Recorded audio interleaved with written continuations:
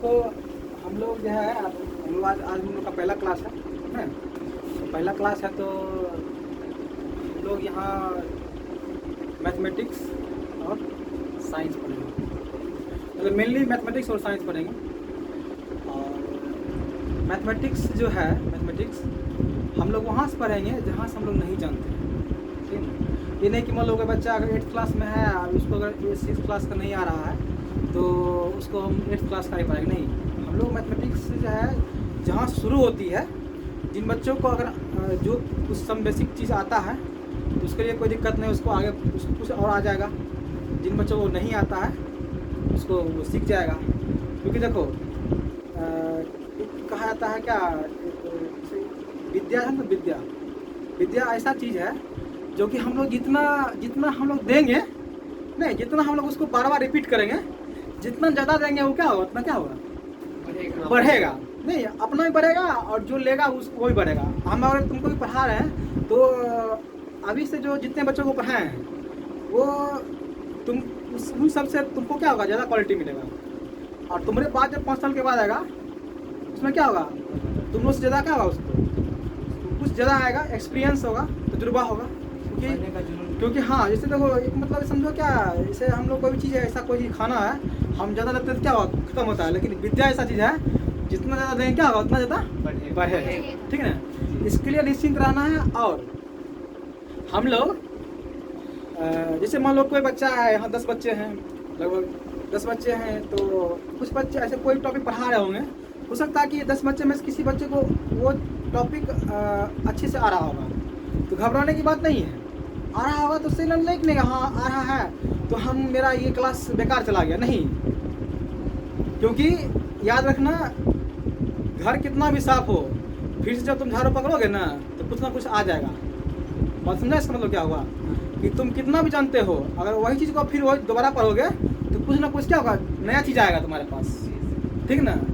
और खूब ज़्यादा पढ़ोगे तो जितना जिस बुक से पढ़ोगे, चाहे कुछ पढ़ोगे, किसी भी कहीं भी किसी सोर्स पढ़ोगे, तब तुम क्या करोगे, तुम अपना कुछ ना कुछ क्या करोगे, थॉट देने लगोगे। इसी को फिलॉसफी कहते हैं। जो बुक्स निकालते हैं, जो भी मैथमेटिशियन जो बुक्स निकालते हैं, क्या करते हैं, बहुत ज़्यादा बार पढ़ते हैं वो, बहुत ज़्यादा बार। तब क्या करते हैं, कभी कभी देखते हो कोई टीचर जो होते हैं, बोलते हैं देखो ये इस मतलब इस बुक का जो है टॉपिक यहाँ नहीं होना चाहिए, वो कुछ और जगह होना चाहिए। क्यों? क्योंकि वो इतना पढ़ लिए होते हैं, उनको लगता है कि नहीं ये चीज़ यहाँ होना चाहिए, ये चीज़ यहाँ होना चाहिए, कुछ एडिट करने की क्षमता हो जाती है। तो इसलिए घबराने की बात नहीं है। हम शुरू करेंगे कहाँ से, मैथमेटिक्स को, जहाँ से मैथमेटिक्स शुरू होती है वहाँ से हम शुरू करेंगे, कोई दिक्कत। और कोई बच्चा हल्ला नहीं करोगे और सब एक दूसरे से कोऑपरेट करोगे, और लाइक सब्सक्राइब तो करना ही है, ठीक ना, कोई दिक्कत नहीं। हाँ, और देखो एकदम फुल माइंड में पढ़ना है, बस रहे हो ना, टेंशन तो लेना ही नहीं है। क्योंकि देखो हम टेंशन ले ये 1-2 दिन के लिए तो है नहीं, क्या पढ़ाई 1-2 दिन का है, क्या पढ़ाई 1 दिन का है ना जो कि हम टेंशन में पढ़ लेंगे।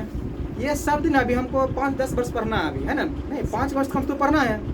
अब कौन से पढ़ते हो, 8 में पढ़ते हो, कम से कम तुमको तो 5-6 वर्ष पढ़ना है अगर अच्छा नौकरी लेना है। जो 10वां पढ़ता है उसको कम से कम तो 3 वर्ष पढ़ना है कम से कम, ठीक ना। क्योंकि 3 वर्ष के बाद ही तुम 3 वर्ष, तीसरा वर्ष तुम क्या करोगे, फॉर्म भरोगे कौन किस चीज़ का, IIT नीट का भर सकते हो, NDA का भर सकते हो, है ना। तो फिर भी हुआ ना, अगर हमको जो चीज़ में मन नहीं लगता है, जैसे मान लो हमारे मम्मी कुछ कह देती है काम करने के लिए, हमको मन नहीं लगता है, तो हमारे लिए आधा घंटा क्या होता है, मुश्किल हो जाता है ना, पता नहीं होता है। आप सोचो कि 2-3 वर्ष, अब आधा घंटा के रिस्पेक्ट में कितना बड़ा हो गया, समय हो गया। इसलिए पढ़ाई क्या करना है, एकदम उसको खेल के रूप में पढ़ना है, इत्मीनान से पढ़ना है, बिना कोई टेंशन लेते हुए पढ़ना है, कोई दिक्कत है ना। और नहीं आए तो एकदम बेहिचक पूछना है। हाँ, इसमें भी एक ध्यान देना है, कौन बच्चा 8 क्लास या उससे ज़्यादा में हो, 8 क्लास या उससे ज़्यादा में हो, हाँ हो, तुम लोग सब पढ़ा होगा ह्यूमन राइट्स,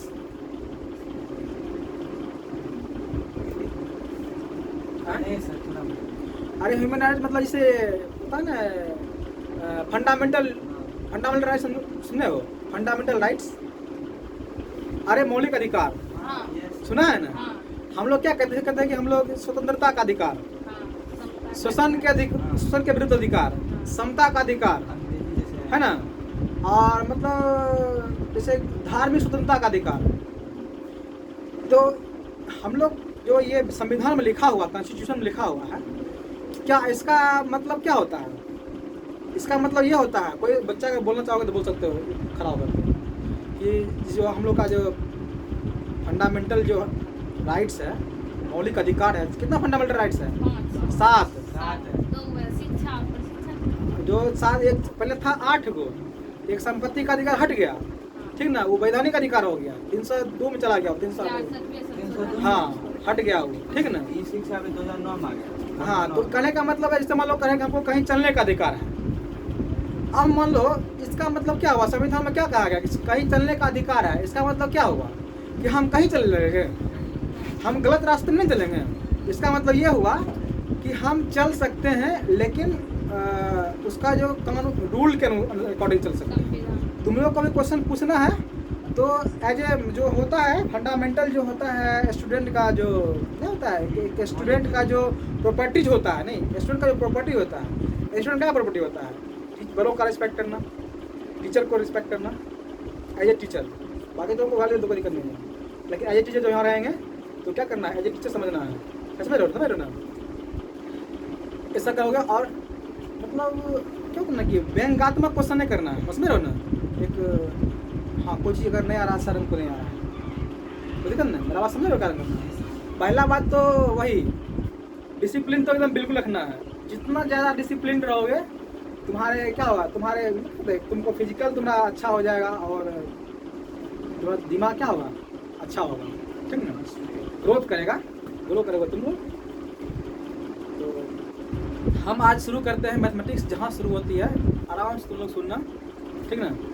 और सबसे बड़ी बात है क्या, हम लोग हाँ उधर तो ध्यान नहीं देना है, आगे देखना है, बोर्ड किधर है, इधर है, ठीक ना।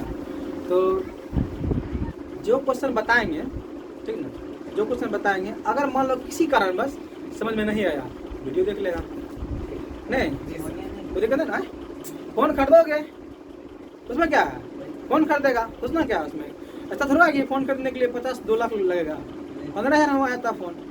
और सुन लो, अभी क्या है, अभी पढ़ना बहुत आसान है, हो गया है, पढ़ना बहुत आसान हो गया है। समझो कहता है कि दुनिया मुट्ठी है, कर लो दुनिया मुट्ठी में, बात सही है, अभी दुनिया हमारी मुट्ठी में है। कैसे? दुनिया का ऐसा कोई भी चीज़ नहीं है जो तुमको मोबाइल में नहीं मिलेगा, बस कंडीशन क्या है उसका सही यूज करना है। इसलिए हर एक इंसान को मोबाइल होना चाहिए, लेकिन कंडीशनल है।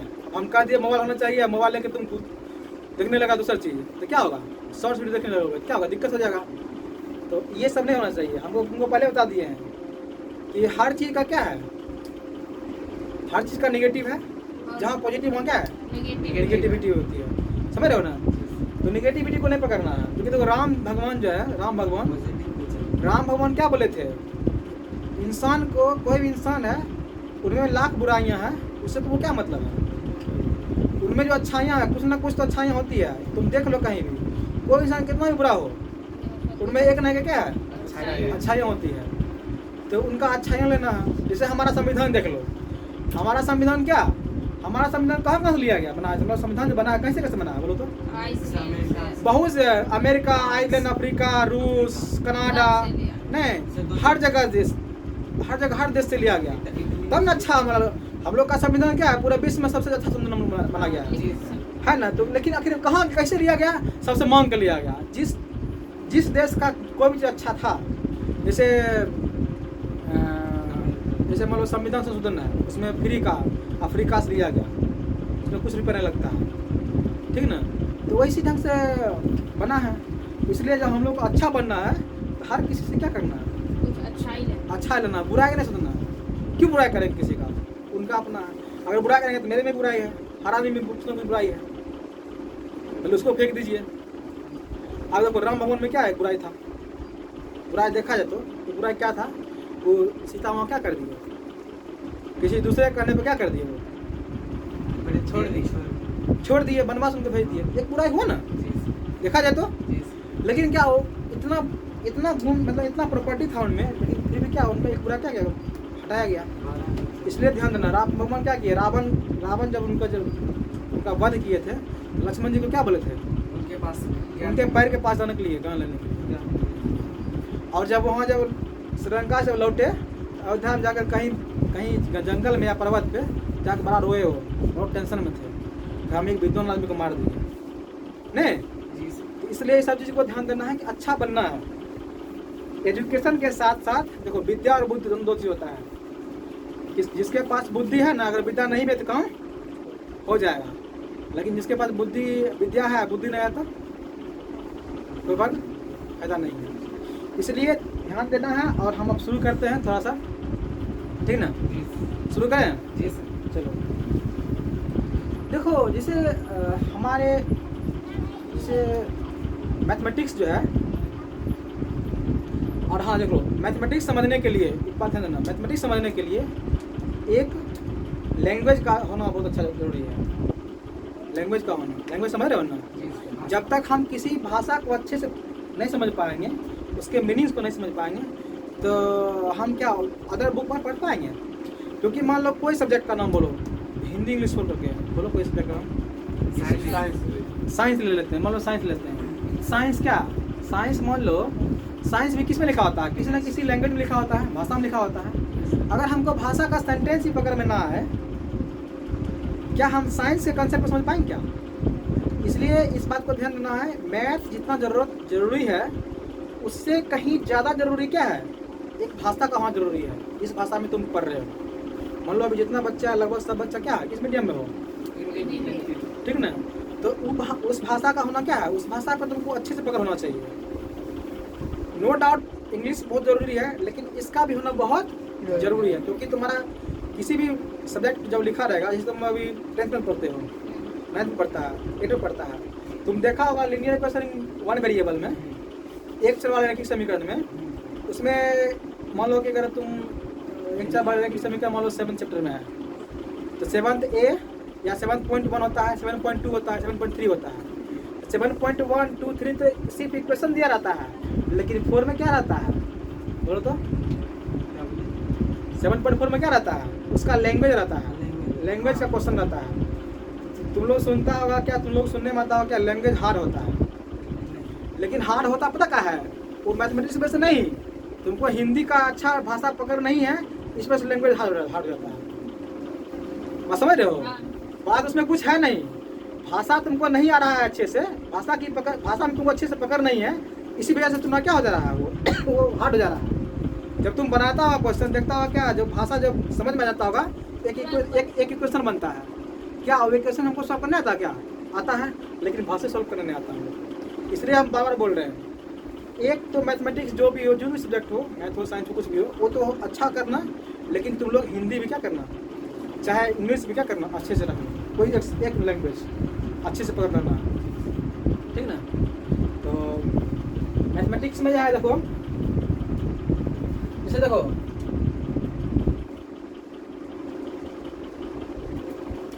पहला बात तो आज कितनी तारीख है, हाँ? नहीं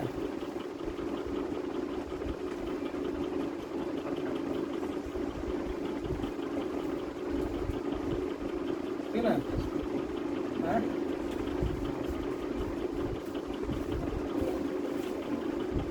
दिक्कत तो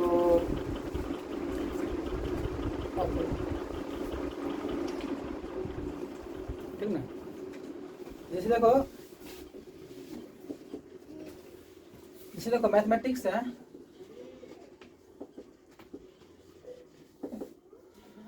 और मैथमेटिक्स,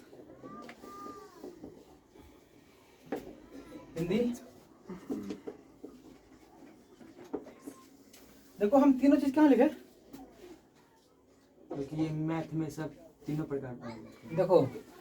देखो जैसे हम लोग, अगर हमको इंग्लिश सीखना होता है, अगर हमको इंग्लिश अच्छा सीखना होगा, तो हम पहले क्या पढ़ते हैं, इंग्लिश इंग्लिश अल्फाबेट पढ़ते हैं, जी सर। नहीं ए से लेकर कहाँ तक, जेड तक। इसको पढ़ते हैं। और ये हमें अच्छे से आता, मतलब अच्छे से हम लोग पढ़ पाते हैं। तब जाकर हम क्या करते हैं, इस इंग्लिश अल्फ़ाबेट को हम क्या करते हैं, मतलब डेफिनेट वे में सजाते हैं तो हमको वर्ड बनता है। और वर्ड को हम लोग डेफिनेट वे में सजाते हैं तो क्या बनता है, सेंटेंस बनता है, सेंटेंस। और बहुत सारे सेंटेंस जो बनाते हैं तो एक पेज बनता है, बहुत सारा पेज में क्या बनता है, बुक बनता है, बहुत सारा में क्या बनता है, लाइब्रेरी बनता है ना, बनता है ना। तो कहने का मतलब है क्या, इसका फंडामेंटल क्या है, अल्फाबेट है कि नहीं, फंडामेंटल। जी सर। इसी अल्फाबेट के हेल्प से हम लोग पूरा इंग्लिश इसी अल्फाबेट के इर्द गिर्द काम होता है, होता नहीं होता है। अच्छा, हिंदी में बोलो, इसे नहीं नहीं नहीं, और से उसको क्या बोलते हैं, वर्णमाला बोलते हैं। क्या बोलते हैं लोग, वर्णमाला बोलते हैं, बोलते हैं। तो वर्णमाला बोलते हैं। और वर्णमाला कहाँ से होता है,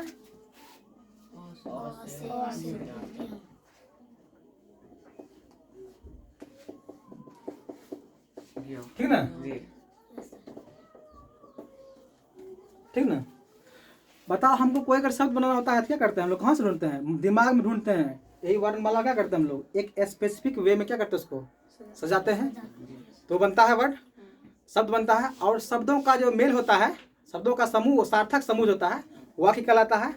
और वाक्यों का सार्थक समूह होता है, एक हमारे पास बनता है, कोई भी लेख बनता है या फिर कोई भी कुछ भी बनता है, पेज, कोई भी कहानी बनता है नहीं, और पेज बनता है, बुक बनता है, बनता नहीं बनता है। जी सर। जिस ढंग से हिंदी और इंग्लिश को सीखने के लिए सबसे पहले हमको क्या जरूरत पड़ता है, वर्णमाला, मतलब ये अल्फाबेट इंग्लिश के लिए, हिंदी के लिए वर्णमाला। ध्यान देना, उसी जब जिसको ये सब अच्छे से नहीं आएगा उसको बताओ हिंदी इंग्लिश आएगा। उसी ढंग से मैथमेटिक्स को सीखने के लिए हमको नंबर सिस्टम का जो बहुत जरूरी है। जिसको नंबर सिस्टम नहीं आएगा अच्छा से, उसको मैथमेटिक्स नहीं आएगा। ये बात अभी तुमको बोले ना, इस बात का प्रूफ तुमको आने वाले 1 महीना के बाद मिलेगा कि हम जो बोले बात सही था। क्योंकि अभी उसको बात सब समझाने लगेंगे, डिस्क्राइब करने लगेंगे, तब 1 महीना लगेगा। तो 1 महीना नहीं ना, अभी लगातार होगा, तुमको धीरे धीरे समझ में आएगा, ठीक है। जब तक तुमको नंबर का अच्छे से नॉलेज नहीं होगा, नंबर सिस्टम, देखो नंबर्स का जो समूह को क्या बोलते हैं, नंबर सिस्टम कहते हैं। संख्याओं का समूह क्या कहते हैं, संख्या पद्धति कहते हैं, कहते ना। संख्या या संख्याओं का समूह क्या कहते हैं हम लोग, संख्या पद्धति कहते हैं, कहते हैं।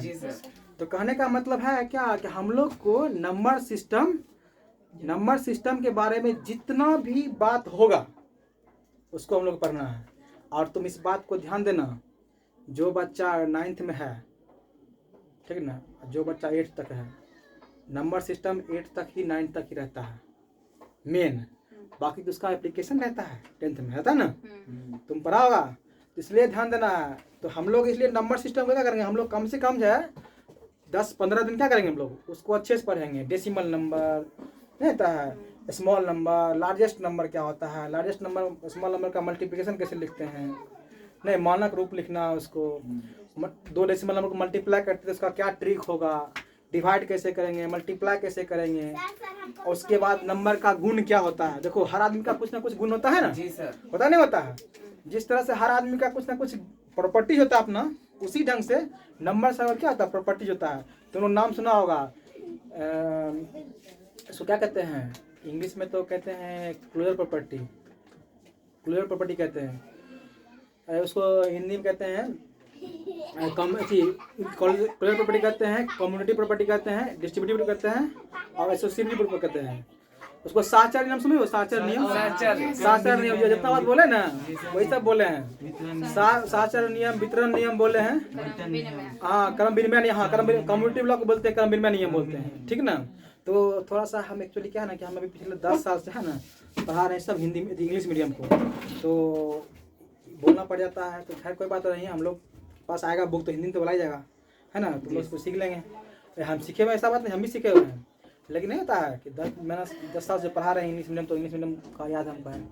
तो वही क्रम विनिमय नियम है ना, उसी को बोलते हैं कम्युनिटिव लॉ बोलते हैं, ठीक है ना। और क्लोजर प्रॉपर्टी होता है, क्लोजर प्रॉपर्टी का मतलब ये होता है कि दो संख्याओं, अगर कोई दो संख्या है, कोई 2 संख्या है, अगर एक संख्या अगर मान लो क्या कहते हैं उसको प्राकृत संख्या है, दूसरा संख्या भी प्राकृत संख्या है, अगर दोनों को जोड़ेंगे तो प्राकृत संख्या ही होगा। उसको क्या बोलते हैं, कौन कहते हैं, सर साचार नियम, नहीं, गुण गुण हाँ वो गुने है। नहीं वो पढ़ाया हुआ है ना, तो सब हम लोग पढ़ेंगे तो सब गुण को क्या करना है, अच्छा से पढ़ना है, समझ रहे हो ना। ये सबको अच्छा से पढ़ लेंगे। कोई देखो एक बात बताओ, आज हम थोड़ा इंट्रोडक्शन क्लास रहेगा, कल से फिर हम उसको क्या कर शुरू करेंगे। तो एक्चुअली है क्या कि हमको मान लो कोई मान लो हमको प्रोजेक्ट करना है, बनाना है, पहले हम सोचेंगे कि हमको क्या करना है, तब ना कैसे करना है, तब उस पर काम करना शुरू करेंगे। हम लोग को पहले सोचना है कि पहले पढ़ना है कैसे और क्या पढ़ना है, तब उस पर क्या करेंगे हम लोग चलेंगे। ठीक ना, कोई दिक्कत। तो जैसे मान लो